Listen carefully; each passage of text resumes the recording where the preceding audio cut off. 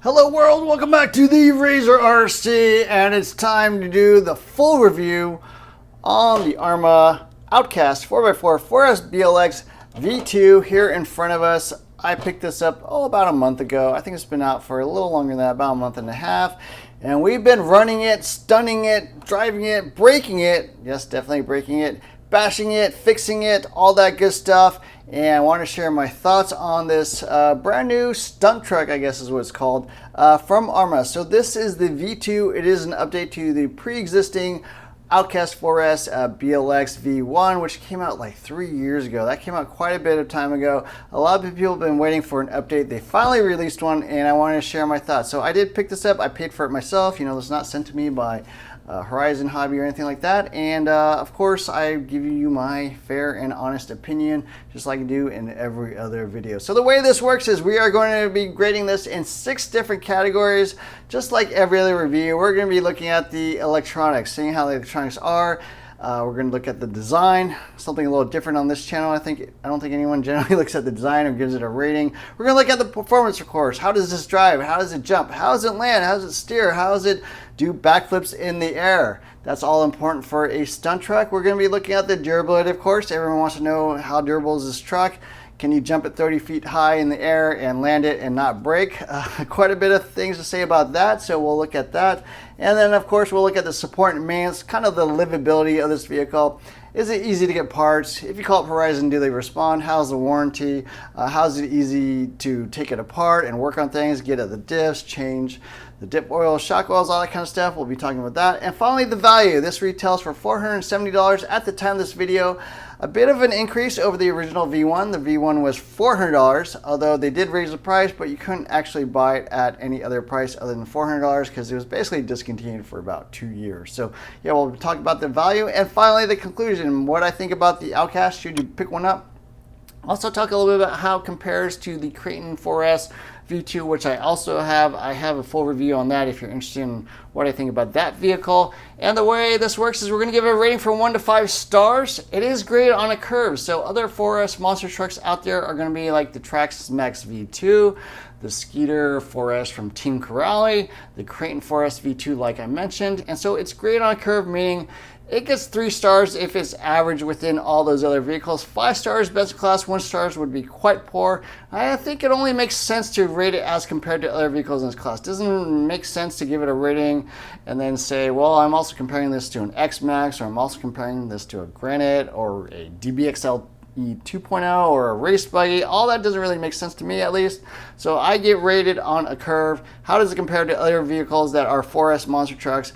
And then give you that rating to tell you, well, it kind of gives you an idea whether you should pick this up or maybe a different vehicle. So let's get on to the review. First item is the electronics. So we'll pull off the body here. Nice little Lexan body, pretty high quality. The radio comes with is the SLT3 radio, solid radio. I know some people think it's not a good radio, but this is actually a really good quality radio for an RTR vehicle.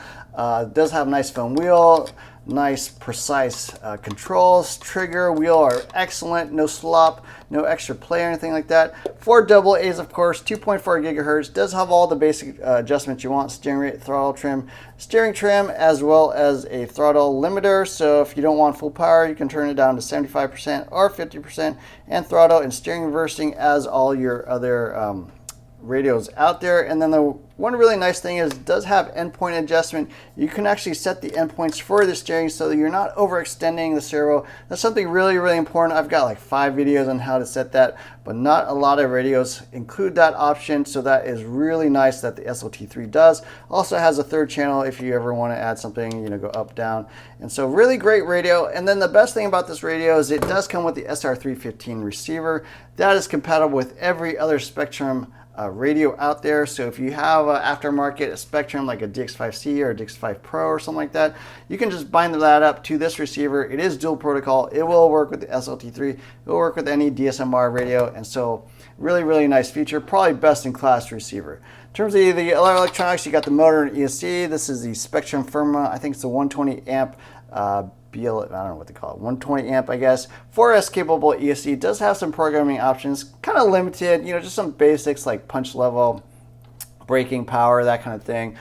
Here's the Spectrum motor. I think it's 36 by 68 or 36 by 60, 2400 kV motor. Pretty much the same as the previous existing motor as far as I can tell. That was also a 2400 kV motor made by Arrma, but I think they just rebranded it as a Spectrum. It does have a heatsink and fan on top that actually works pretty well, keeps it nice and cool, plenty of power. Really good electronics actually overall. I'm giving the electronics actually an above average score, 4 stars. ESC not best in class, doesn't have all the programming options that you might get in something like a Team Corelli motor, pretty much standard. All the motors are pretty similar across the board. Radio and receiver, I think, are better than average. This is certainly one of the better ones. Even in the whole RTR space, I do like this radio. Receiver is best in class. Servo, okay, it's the S651 receiver. I'm sorry, servo. It is metal geared, it is waterproof. It does have decent speed and torque, but it is 23 tooth, which is really the most non-standard tooth count. So if you get another aftermarket servo horn, it will not fit. Most of them are 25 tooth. You will have to get a special 23 tooth servo horn. So that's really the only downside to the electronics in my opinion. ESC again, not best in class. So I'm gonna give 4 stars, above average, definitely one of the better ones out there. Plenty of power. It is quite fast, goes over 50 miles per hour. Controls are excellent. A lot of controls, very precise. You could even race with this radio, honestly. It's not that bad at all. It's a little slow, but certainly a high quality radio. So in electronics, 4 stars, definitely above average and one of its stronger points.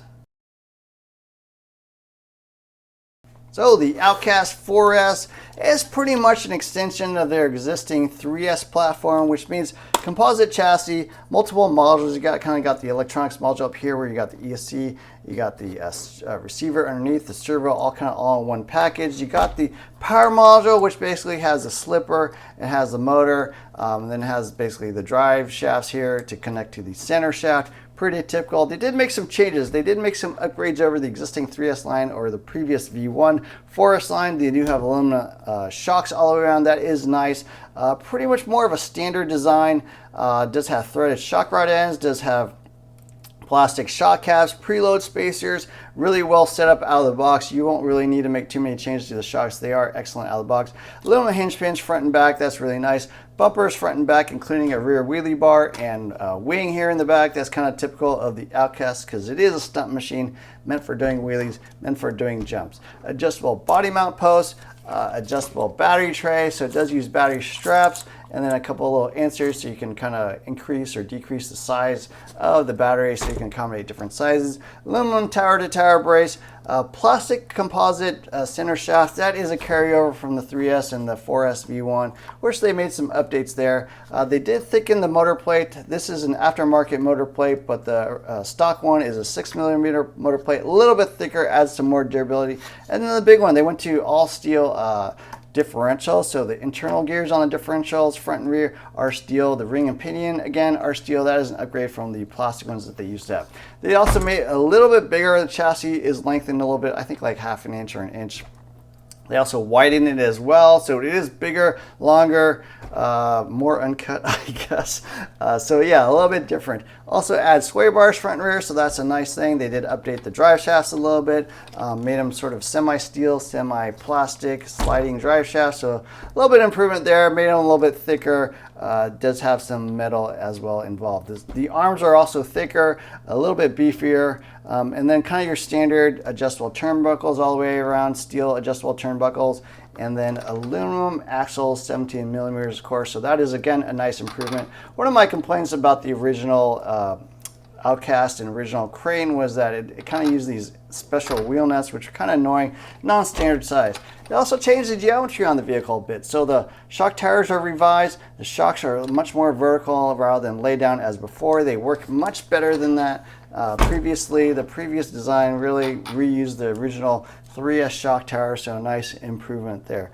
That's pretty much the main improvements as far as I can tell. The general design, pretty much the same as the 3S and 4S line, just a lot of durability improvements, but it still does feature that chassis composite plastic. In terms of the design, I'm going to give it 4 stars. I think it's above average, certainly easy to work on. The durability improvements, I think, are quite a bit better. They did address a lot of the complaints I've had about the original V1s. I think the arms were a little bit weak on those. I think the shocks were a little bit weak on those. They did kind of have these knurled or pressed on shock right ends, so they did improve that. They are aluminum as well. They fixed the 17mm drive axles as well. They even put little holes in the tires to allow dirt, water, anything that gets inside the tires to escape. So nice little improvements all the way around. There are some little details you might not notice at first glance, but they did try to make this better kind of in a lot of different ways, and I think they succeeded. So overall, design-wise, 4 stars. Not a lot of adjustments, really my only complaint. I do think the chassis, again, is a little bit weak. I don't think it's, you know, probably up to par with some of the other vehicles out there. So it's not best in class in the design, but I do think it's still better than average 4 stars. Now, I don't have a fun category, and someone once asked me, you know, what makes for a fun RC car, and it's different for different people. Some people want something that doesn't break, because once their car breaks, it definitely becomes unfun. They don't really like to, you know, have to haul this, end their run, and that's like the most important thing. To me, I would actually say fun for me is actually the ability to control the vehicle and have it do exactly what I want, when I want, respond, you know, precisely what I'm thinking in my head and translate it into the vehicle itself. So it jumps, lands, accelerates, flips, all that stuff exactly like I think it should. And if it does all that, that makes it a fun truck for me. Stunt trucks are definitely probably my favorite type of basher. For those who are not familiar with stunt trucks, they're a little bit different than your standard monster truck. They tend to have a short wheelbase, so you can do wheelies more easily. They flip through the air a little more easily. They tend to have kind of big tires that allow it to rotate through the gyroscopic effects as well. I do like stunt trucks, super fun, and this is a prime example of this. Obviously, it is the little brother to the Outcast 6S and the super big, you know, Outcast 8S. I have both of those vehicles as well, so I'm very familiar with the Outcast line, and this is pretty much follow in that same vein. Super fun vehicle, and what I'm kind of getting at is that probably means the performance is really, really good.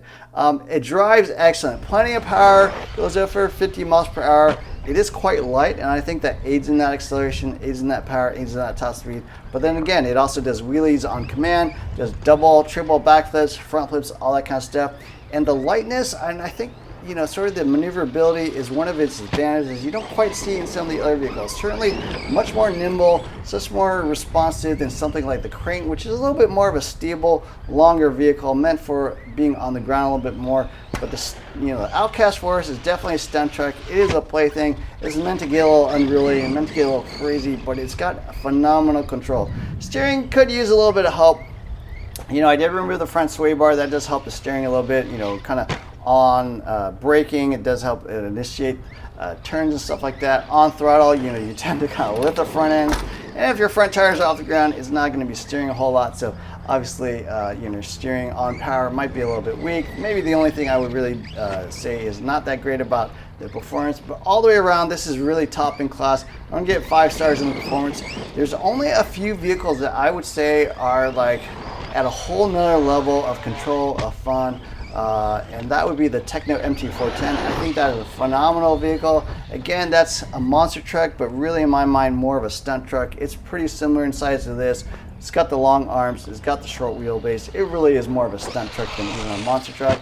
And then also the HPI Savage X Flux V2 or GT6, that again is a phenomenal vehicle out of the box, just runs great, tons of control, maybe not quite as much durability, and certainly is a different type of vehicle than this because it's a 6S, much larger monster truck. But there's only a couple of vehicles that I think are kind of hit that next level of control, of performance, of fun, and this is definitely in that arena. So yeah, performance wise, 5 stars, best in class. This is, you know, phenomenal control, one of the best out there, if not the best in terms of performance. Just tons of fun overall. Now the most controversial topic, and that is the durability. And I gotta be honest, I've broken a lot of stuff on this that I didn't really expect. So once again, this is all graded on a curve. This is as relative to other vehicles. Some people say, well, you shouldn't jump this thing 20, 30 feet high. If you do that, you're obviously going to break it. You know, you can't do that. And as far as I can tell, you know, this thing says, don't just bash it, blast it. It even says it right there on the body. Don't just bash, blast. I'm pretty sure blast means like launching it in the air. you know, blast off kind of thing. And so that's what this thing is meant to do. It is marketed as a stunt truck. It's, you know, designed to be launched in the air. Don't just bash this thing. And I did blast this thing. And so what I want to say in terms of durability is I did nothing with this vehicle that I don't do with every other 4S monster truck out there. I've launched the Max V2. I've launched the Skeeter Forest. I've launched the Crane Forest. That did break. I've launched a Techno MT410 many times. I'm doing double, triple backflips with all these vehicles, doing the same jumps, doing the same heights, doing the same length, everything, front flips, all that kind of stuff, doing the same crashes. There's nothing different I'm trying to do with the Outcast 4S that I'm not doing with every other vehicle. And unfortunately, this thing did break quite a few things, namely the chassis. Now, I did have a tire come unglued a little bit. I did break the shock tower here once. I did have a battery strap break. So quite a few things have broken, but the main thing is the chassis. I've broken 2 of the chassis. One just landing it completely clean. I do have a video on that where I pretty much was running it nonstop for like 10 minutes. And that broken video, it's cut up into different segments, but it's actually one continuous run. I just kind of broke it up, just match the music a little better, make it a little bit more fun to watch. But it's all one continuous thing. I think I only flipped the car over like once or twice.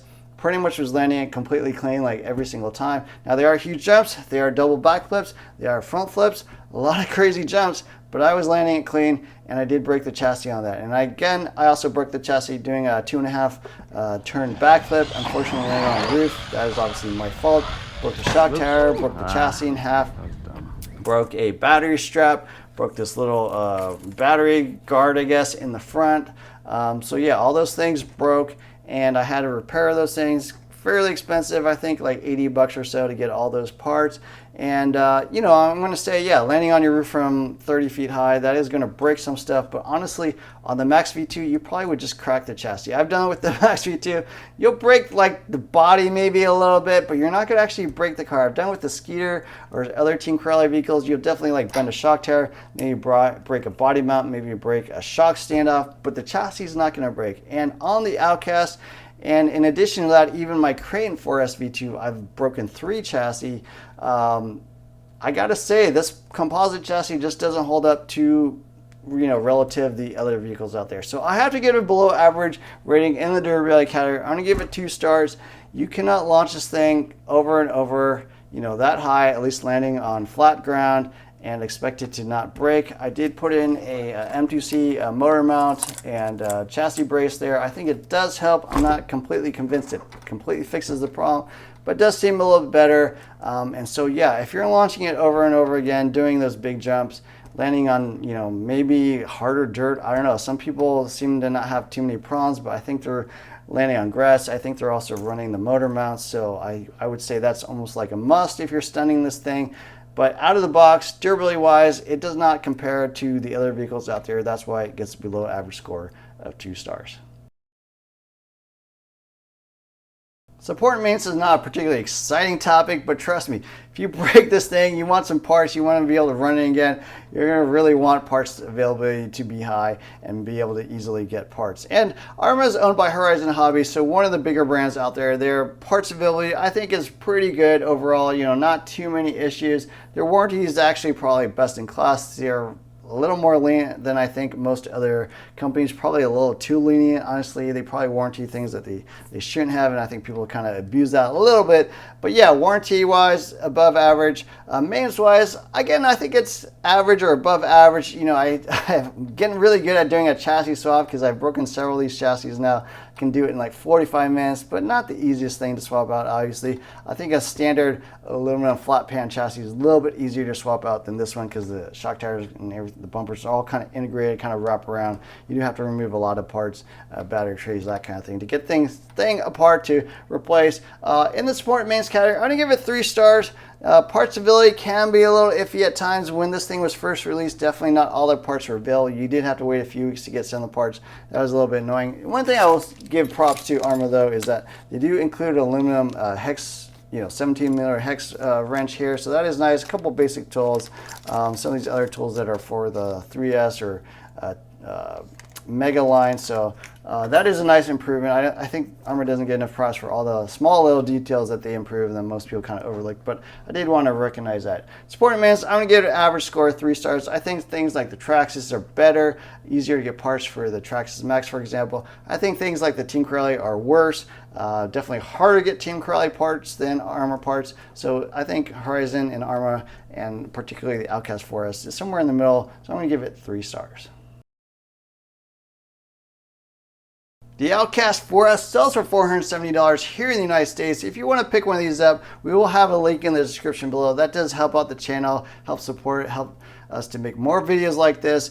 But yeah, $470, I think it's fair. The Max is fairly expensive, $580, you know, obviously $110 more for fairly similarly equipped vehicles. I think the electronics on this thing are actually a little bit better than the Max. Radio definitely better, and the Max is more expensive. So value-wise, it's obviously better than Max. But then you look at something like the Skeeter for us, that is for $90. All aluminum chassis, aluminum shock tires, steel, or yeah, spring steel outdrives, center differential with an aluminum diff, all steel drivetrain, including the drive shafts. Maybe the radio is not as good on the Team Corelli, but that vehicle, you know, in terms of value, is what you pay for as opposed to what you actually get. You get an all plastic vehicle. I'm not saying plastic is worse than metal, but it certainly is less expensive. So I'm not really seeing the value in this compared to the Skeeter. So I think it's a worse value than the Skeeter. I think it's a better value than the Max. Again, I'm going to give it an average rating, 3 stars in the value category. I think you get what you pay for, but it's not a phenomenal deal or anything like that. I think a $70 price increase over the original V1 is warranted. I think that's totally fair. Everything in RC has gone up in price quite a bit the last few years. So a $70 increase for much more improvements, the aluminum shocks, the all steel differentials, the aluminum axles, and wheel nuts, I think are really nice. So overall, I think the price increase is totally fair. Better receiver, that's totally fine. So fair score, 3 stars in the value category. So my final thoughts on the Outcast 4S. The first thing I want to talk about is, you know, kind of what's the difference between the Creighton 4S and the Outcast 4S. They're pretty much the same vehicle. The Outcast is obviously just shorter, the Creighton is much longer, but they actually perform quite a bit different. I do like the tires a lot better on dirt on the Outcast. I think they're a much better dirt tire. They're not really great on street. The Creighton is really more of an all-purpose vehicle. It's got sort of all-purpose tires. They're not going to be as bad on the street as the Outcast backflips, but they're not going to be as good on dirt as the Outcast backflips. So the Creighton, a little bit more of an all-around vehicle. It doesn't stunt quite as well, but it is easier to drive on the ground. This thing really is not a top-speed vehicle. You would really not want to be just doing, you know, high-speed runs at 80 miles per hour with this thing. It's pretty unstable, but it is much more of a stunt vehicle, much more of a plaything, where the Creighton is a little bit more of an all-around vehicle. I think you could race it, you could stunt it, you could do high-speed things, whatever you want on all surfaces. So that's kind of the difference between the two. Now, in terms of durability, I do think the Outcast is slightly more durable than the Creighton. I've broken 3 chassis on the Creighton. I've broken 2 on the Outcast, and I think part of that is just due to the chassis being shorter. That makes less flex when you land these things, less things to break. I think it is slightly more durable. I don't think it's tons more durable. You do have a lot of the same issues with the motor smashing into the chassis. You can definitely break the chassis at the neck like I've done on both vehicles. You can definitely break the shock towers like I've done on both vehicles. But I do think the Outcast is marginally more durable than the Creighton. But overall, my thoughts on the Outcast is it's a super fun vehicle. I think they nailed it on almost everything. In almost every way, it's a really, really good vehicle. Tons of fun, tons of control, super easy to drive. Does stunts like crazy, triple backflips, no problem.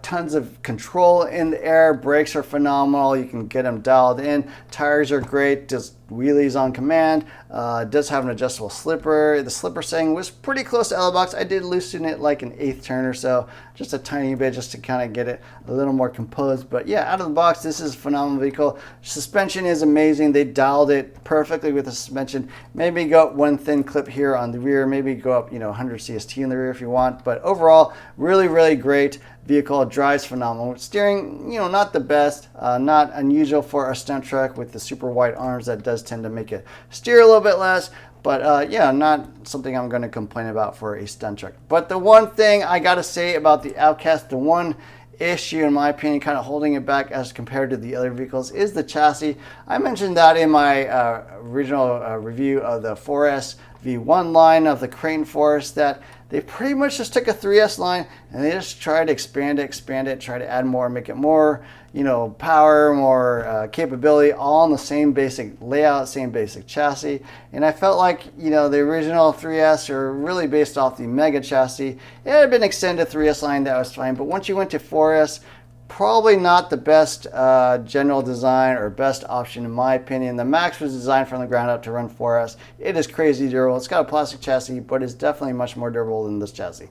The Skeeter's obviously got an aluminum chassis. It's got aluminum tower braces. Crazy durable. I've done as many crashes and things with that thing as I have with this thing. Never bent the chassis, never broke the tower brace or anything like that. I did break some shock tower stuff, some shock standoffs, that kind of thing, but that chassis is not going to break like this one does. And so that, to me, is really kind of the one weakness of this compared to those other vehicles. So I'm not saying it should or should not be able to do certain jumps, or should not be able to do certain backflips or heights of jumps or anything like that. I'm just telling you how this compares to those other vehicles and whether it can do the same types of things without damage, landing on a force, or whether it can't. And in my opinion, the chassis, is a fairly significant piece. It's certainly not the most expensive piece. It's only $28 or so from Horizon, but it's a lot of work. I've got it, pretty much down to a science now. Still takes me 45 minutes to do a chassis swap. Really, really annoying. And if you're breaking it relatively often for what I would call not huge jumps, I'm not launching this Rich Duperbash style with a 22 pinion and a 6S motor and going, over cars or houses or anything like that. I'm just doing what it's capable of doing out of the box, and in my opinion, it breaks here and there. So those are my final thoughts on the Outcast 4S. Let me know what you think. Do you agree? Do you have one? Do you think this is the most awesome 4S truck? A lot of people actually asked to do a comparison of this with the Techno MT410, which I actually think is a pretty good comparison, because this is almost like a budget version of the MT410. They drive somewhat similarly. They're almost as controllable, certainly make both excellent stunt trucks, and I think that would be an interesting comparison. So look for that soon. Don't forget to hit the like, share, subscribe buttons. Look for more videos soon, and thanks for watching.